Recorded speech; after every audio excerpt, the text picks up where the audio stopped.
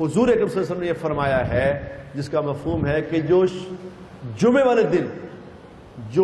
والے دن مجھ پہ ایک دفعہ درود پڑتا ہے اللہ اس پہ عافیت کا ایک دروازہ کھول دیتے ہیں۔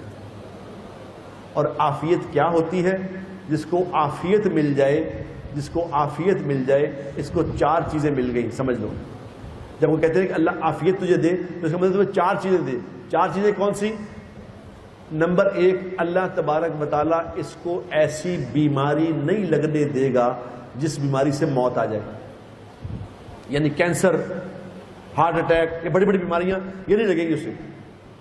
جو جمعے کو درود شریف پڑھے گا اللہ ان بیماریوں سے بچائے گا۔ نمبر ایک، بیماری نہیں لگے گی۔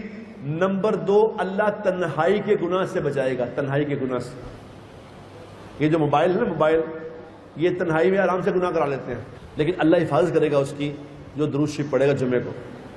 نمبر دو، تنہائی کے گناہ سے بچے گا۔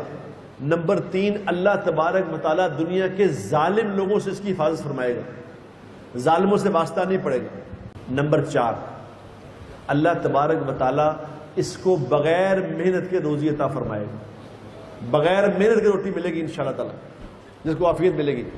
جو درود شریف پڑھے گا اللہ کے نبی نے فرمایا اس پہ عافیت کا دروازہ کھل جائے گا۔ جو 1000 دفعہ پڑھے گا اس پہ 1000 دروازے کھل جائیں گے۔ اور آپ نے فرمایا کہ جمعے والے دن جب درود شریف پڑھا جاتا ہے، جو جہاں پڑھتا ہے فرشتوں کی ڈیوٹی ہے، وہ مجھے آ کے بتاتے ہیں کہ فلاں جگہ سے قصور سے فلاں آدمی نے، فلاں عورت نے یا رسول اللہ آپ کو یہ درود بھیجا ہے، تو میں اپنی قبر میں، آپ نے فرمایا میں اپنی قبر میں ہاتھ اٹھا کے اس کا نام لے کے دعا کرتا ہوں اس کے لیے،